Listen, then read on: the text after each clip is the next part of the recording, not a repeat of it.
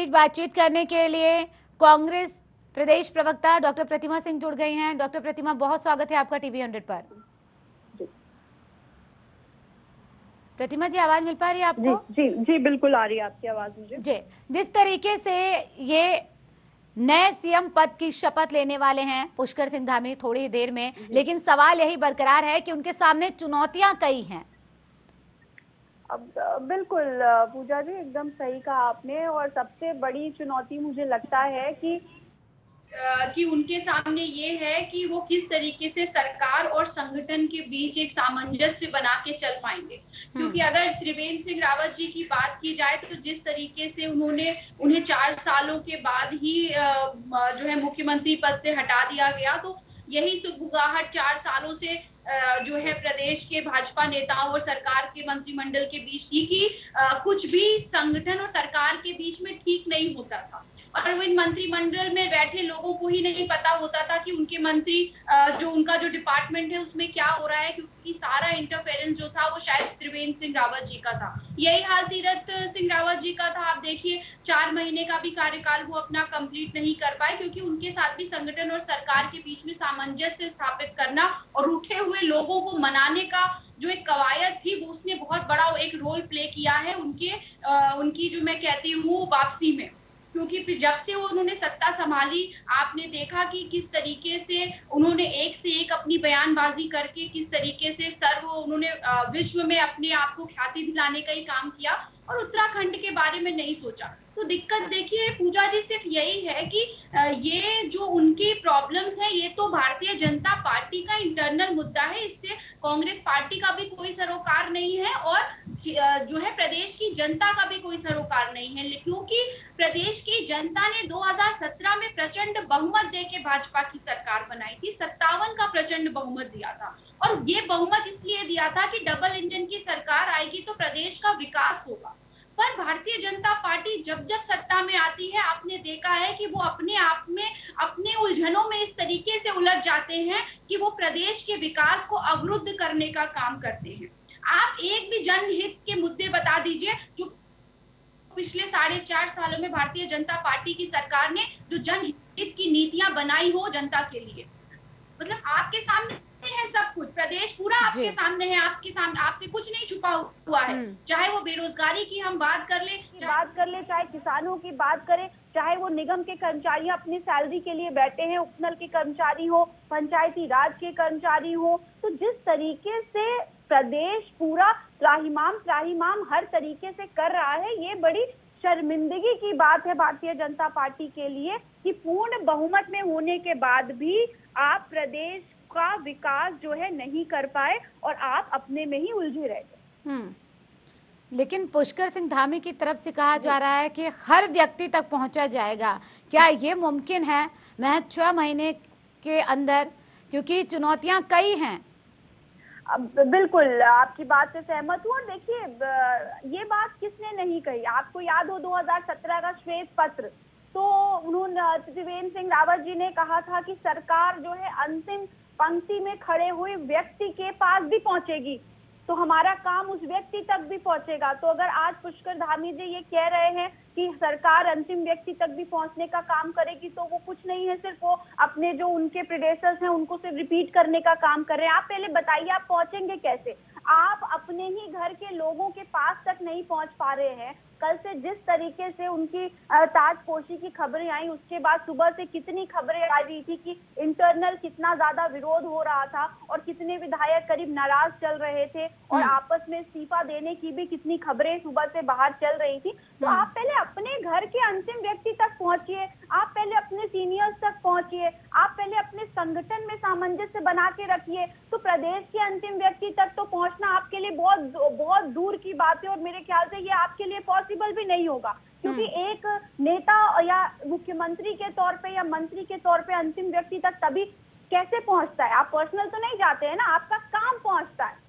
तो आपसे पहली बात तो आपके पास कुछ काम करने के लिए 4 महीने है नहीं, क्योंकि आपके जो पूर्ववर्ती मुख्यमंत्री थे उन्होंने कुछ किया नहीं है कि आप उनके काम को आगे बढ़ाते हुए ले जाएंगे।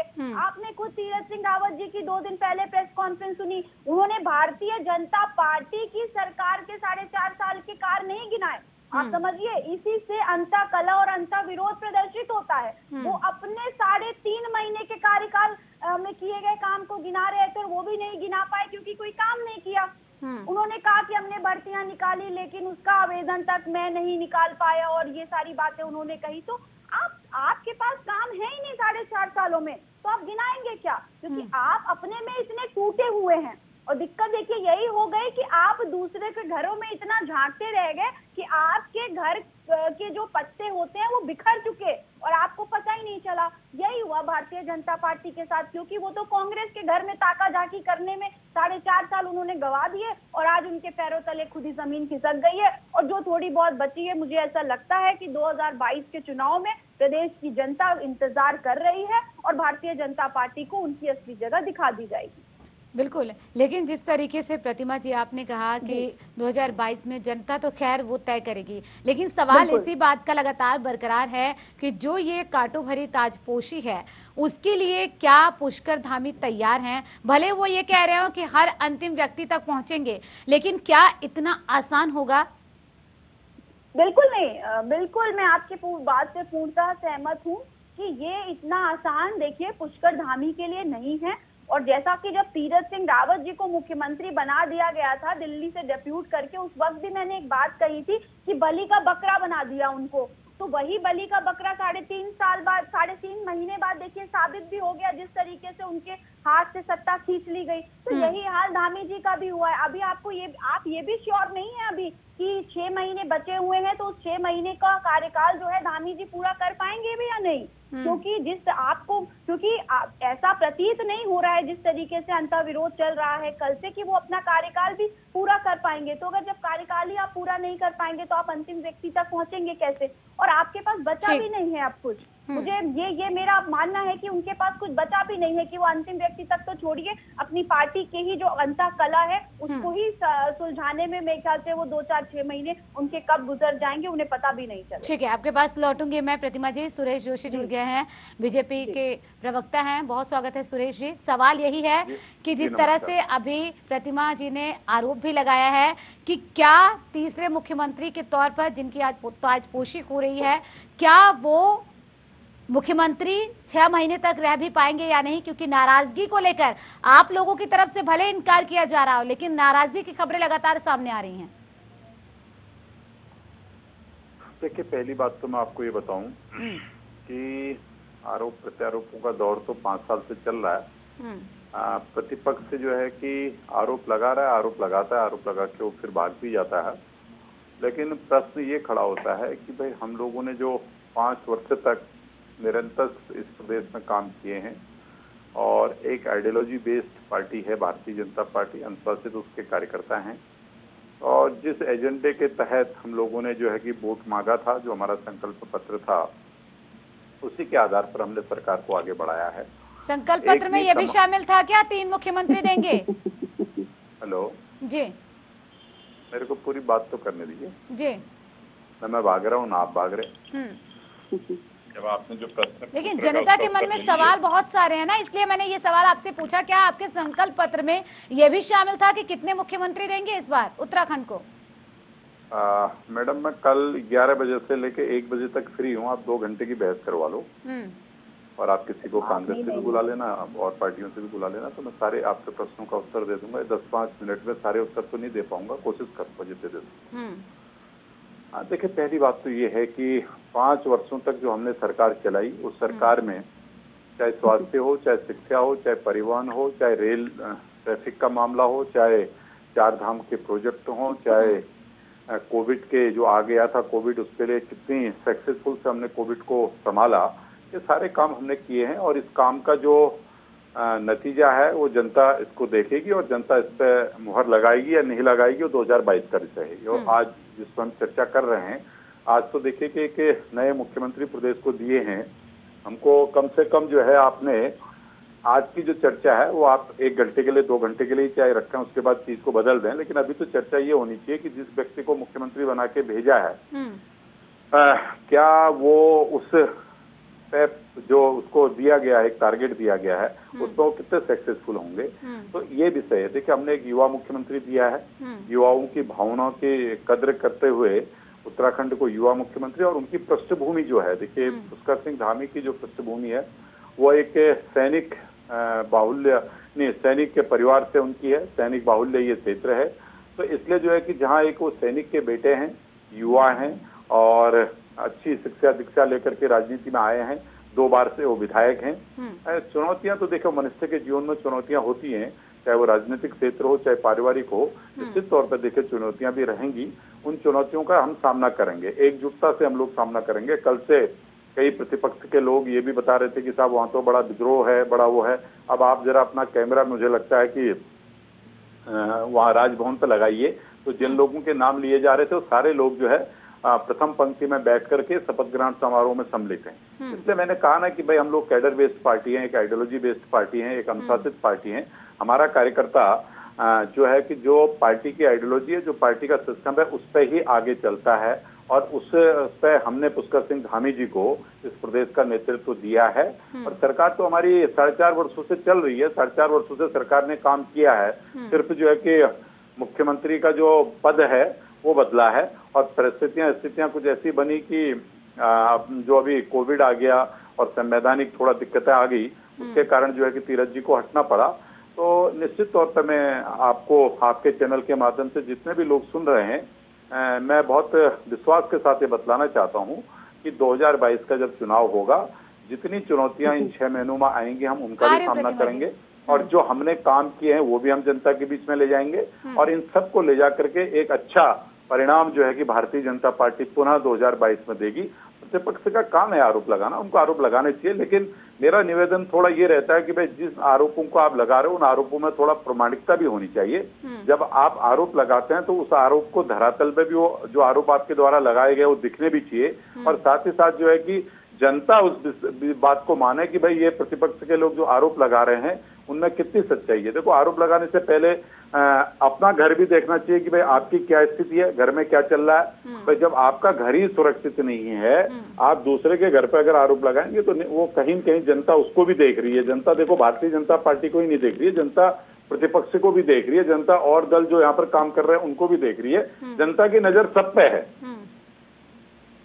जवाब दीजिएगा प्रतिमा जी कि जनता की नजर तो सब पर है, लेकिन जिसकी जो बात कर रहे हैं सुरेश जी, सवाल ये है कि नेता प्रतिपक्ष अभी तक आप लोग चुन नहीं पाए और आप बीजेपी पर सवाल उठा रहे हैं।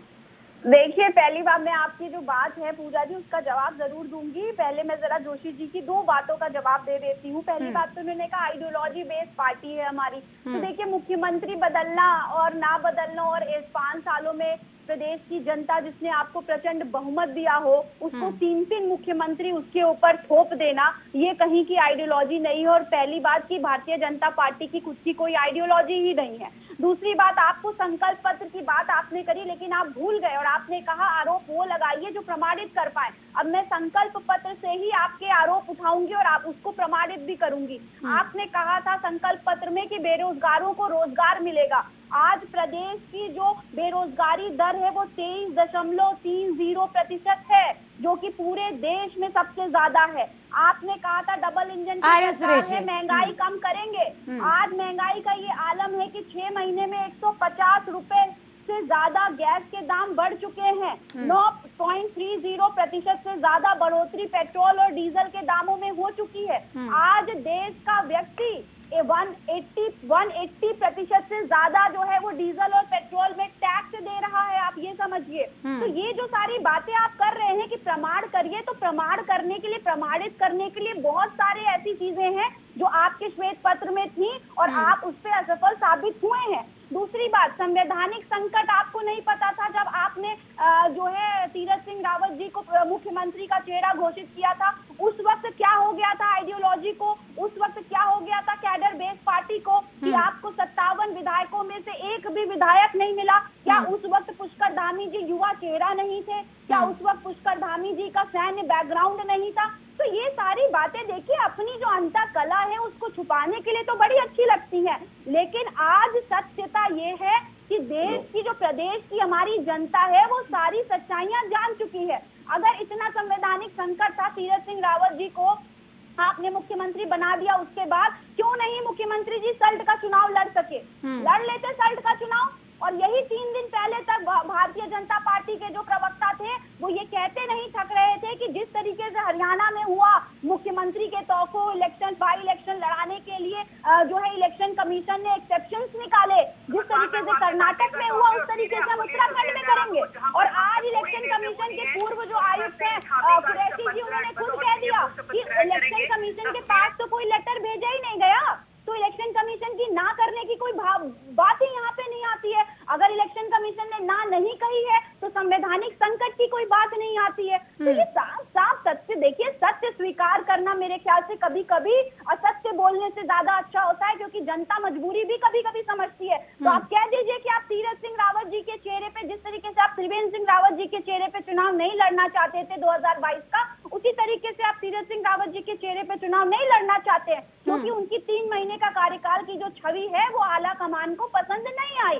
तो आप ये कह नहीं सकते, क्योंकि आप पहले ही बड़बोली बातें करते हैं कि आइडियोलॉजी बेस्ड पार्टी है, कैडर बेस्ड पार्टी है। कोई बेस्ड पार्टी नहीं है, पार्टी आला कमान से चलती है और पार्टी दिल्ली से चलती है। पूजा जी, आपकी बात का जवाब सिर्फ 5 सेकंड में दे देती हूँ। हम क्यों नहीं चुन पाए नेता प्रतिपक्ष? क्योंकि हमने आपको पहले भी बताया है, हमारी पार्टी में समझिए आंतरिक लोकतंत्र है और हमें अभिव्यक्ति की आजादी भी है। तो हम हर व्यक्ति को सुन रहे हैं, ताकि कल को ये ना हो जाए कि 4 दिन बाद इनकी तरह हमें भी नेता प्रतिपक्ष बदलने की नौबत आ जाए। इसलिए हम सबको साथ लेकर सबका विश्वास हासिल करने के बाद ही नेता प्रतिपक्ष चुनने की कोशिश करेंगे। इसीलिए 1-2 दिन का समय लग रहा है, जिससे इनकी तरह बाद में किरकिरी ना हो। चलिए ठीक है, सुरेश जी जवाब दीजिएगा जिस तरीके से आप लोग आरोप। जी देखिए, पहले आरोप इन्होंने लगाया कि महंगाई की जो बेरोजगारी की जो दर है 23 पॉइंट कुछ इन्होंने बोला। मैं आपसे बड़ा पूजा जी विनम्र निवेदन के साथ कर रहा हूँ, अभी जरा गूगल खोल लीजिए और गूगल में आज की जो बेरोजगारी दर है उसको जरा निकालिए उत्तराखंड की। मैंने 3 दिन पहले की निकाली थी, 2.10 थी, 2.10 आंकड़े। अरे भाई सुन ले, अब ये चिल्लाना मुझे पसंद। सुरेश जी, उत्तराखंड की बेरोजगारी दर 6 गुना बढ़ गई है, 23.30% है उत्तराखंड की बेरोजगारी दर। आप गूगल खोलो ना जी, मैं भी तो आपको बता रही हूँ ना। अरे गूगल खोलो ना पूजा जी, दूध का दूध पानी का पानी हो जाएगा, तो खोलो ना गूगल। सुरेश जी, आपको सच बता रहे हैं, आप सच एक्सेप्ट नहीं करना चाह रहे हैं। अरे पूजा जी गूगल खोलिए, इसी बात पे बहस हो जाएगी। अरे सुनिए, आप गलत झूठ बोल रही हैं, आप झूठ करो रहा है। अंडे टीवी, आप एक बारी खुद नहीं, आप एक बारी जिस गूगल की आप बात कर रहे हैं, एक बार आप गूगल कर लीजिए। आपको गूगल करने की जरूरत पड़ रही है, आपकी अरे मैं खोल के दिखाऊं आपको? और आपको गूगल करने की जरूरत पड़ रही है। क्यों नहीं पड़ेगी गूगल खोलने की जरूरत भाई? बिल्कुल, आप बेरोजगारी दर देख लीजिए और फिर मैं आपको भी बेरोजगारी दर दिखा देती हूँ कि 23 कुछ है या फिर 2.6 है। सुनिए जी, मैं आपकी झूठ सुनने के लिए नहीं बैठा हूँ। कोई झूठ नहीं बोल रहा है, आपको सच स्वीकार करना पड़ेगा। जो बेरोजगारी दर है वही बताया जा रहा है। आप जिस गूगल की बात कर रहे हैं, आप गूगल कर लीजिए, आपको भी पता चल जाएगा। आपकी सरकार होने के बावजूद आपको ये कहना पड़ रहा है कि गूगल कर लीजिए। झूठ को नहीं सुनना पसंद करूंगा, मैं छोड़ रहा हूँ आपका चैनल। जनता पार्टी के लोगों के लिए कि उन्हें गूगल से अनएम्प्लॉयमेंट रेट देखने की जरूरत पड़ रही है, जबकि आपको पता है कि CMI जो है वो अनएम्प्लॉयमेंट रेट सुनना ही तो नहीं है। उन्हें गूगल पे यकीन है, लेकिन उनकी सरकार क्या कर रही है उस पर यकीन नहीं है। जवाब नहीं देना चाह रहे हैं वो। और आप झूठा बना रहे हैं। किस बात पे आप झूठा बना रहे हैं? मैं तो प्रमाण के साथ बैठी हूँ आपके सामने। सच्चाई नहीं स्वीकार करनी है प्रतिमा जी, सुरेश जी जा चुके हैं। उन्हें अगर सच्चाई स्वीकार करनी होती तो वो शायद गूगल का सहारा लेने की बात नहीं करते। 150 रुपए सिलेंडर महंगा कर दिया आपने 6 महीने में। जब 2-2 रुपए सिलेंडर बढ़ता था तो यही स्मृति ईरानी से लेकर के इनकी नेत्रियां मनमोहन सिंह को सच्चाई से रूबरू होते तो उन्हें भागना नहीं पड़ता। प्रतिमा जी, सच्चाई से रूबरू होते तो उन्हें भागना नहीं पड़ता, क्योंकि जब बेरोजगारी की बात की जाती है, जब महंगाई पर बात की जाती है, तो इसी तरीके से नेता भागने के लिए तैयार रहते हैं। और शायद यही वजह है कि उन्हें गूगल पर ज्यादा भरोसा था और उन्हें अपनी सरकार पर भरोसा नहीं है कि उन्होंने क्या काम किया, क्या काम नहीं किया है। पूजा जी, भारतीय जनता पार्टी के प्रदेश के प्रवक्ता, आप इतनी बड़ी पार्टी के प्रदेश के प्रवक्ता है, आप गूगल की बात कर रहे हैं और आप डिबेट छोड़ के भाग रहे हैं। मैं आपके चैनल के माध्यम से प्रदेश की जनता को सिर्फ यही बताना चाहती हूँ कि ये ऐसे ही भगोड़े लोग हैं, ये संगी हैं, ये भगोड़े हैं जो अंग्रेजों के सामने नतमस्तक हो गए। वो प्रदेश की निवेदन है आप लोगों से कि सच समझिए और 2022 में सच और झूठ को समझ के वोट कीजिए। ये संगी हैं, ये भगोड़े हैं, ये माफी मांगते थे, ये वीर सावरकर को पूजने वाले लोग हैं। तो क्या इसी तरह से जनता के विकास से भी भागा जा रहा है, जिस तरह से यहाँ विकास नहीं हो पा रहा है? प्रतिमा जी, ये समझा जाए? बिल्कुल, आप इसमें समझने की बात नहीं है। देखिए पूजा जी, 2 डेटा दिए, वो भाग गए। मेरे पास से एक लंबी चौड़ी फेहरिस्त है, मैं उसको दे सकती हूँ आपको, और आप ये जानती है कि मैं ये कर सकती हूँ। बेरोजगारी से लेकर, महंगाई से लेकर, किसानों की जो इन्होंने कहा था आते ही सरकार में हम किसानों का ऋण माफ करेंगे। आज 100 करोड़ से भी ज्यादा जो हमारे किसानों का ऋण है, वो आप समझिए कि ऋण इन्होंने माफ तो माफ छोड़िए, इनका भुगतान तक नहीं किया। और फसल की कीमत में आप समझिए कितनी बढ़ोतरी की है। प्रतिमा जी, क्या इसी तरह से अंतिम छोर तक बैठे व्यक्ति तक पहुंचा जा सकता है? क्या ये पॉसिबल है? नहीं, ये मैंने आपसे पहले भी कहा पूजा जी, ये बिल्कुल पॉसिबल नहीं है। और भारतीय जनता पार्टी के लोगों के लिए अब आप समझिए ये ऐसी स्थिति हो गई है कि अब ये सत्ता इनके गले की हड्डी हो चुकी है, जिसे ये निगल पा रहे हैं ना उगल पा रहे हैं। क्योंकि भारतीय जनता पार्टी को उत्तराखंड की जनता ने, देवभूमि की जनता ने जुमलों के में आकर के प्रचंड बहुमत दिया था। अब ये खुद तो सत्ता छोड़ नहीं सकते हैं, तो अब जनता ही इनसे सत्ता छुड़वाएगी 2022 में, फिर इन्हें भागने का भी मौका नहीं मिलेगा। सवाल तो यही है, लेकिन फिलहाल जो ताजपोशी हो रही है, सवाल इसी बात को लेकर है कि क्या जिस तरीके से आप लोगों की तरफ से आरोप लगाया जा रहा है कि बलि का बकरा बनाया जा रहा है, और क्या जिस तरीके से तालमेल बिठाने की बात की जा रही है, क्योंकि सीनियर नेताओं की नाराजगी की खबर है, तो ऐसे में क्या पुष्कर सिंह धामी तालमेल बिठा पाएंगे? ये भी एक बड़ी चुनौती होगी उनके सामने। बिल्कुल, और मुझे लगता है ये देखने वाली बात भी होगी। आप कुछ समय में इसको आप देखिएगा भी कि ये मुझे लगता भी नहीं है कि ये अपना कार्यकाल पूरा कर पाएंगे, क्योंकि उथल पुथल देखिए बहुत है। शपथ ग्रहण तो आप करा बहुत शुक्रिया चर्चा में शामिल होने के लिए प्रतिमा जी।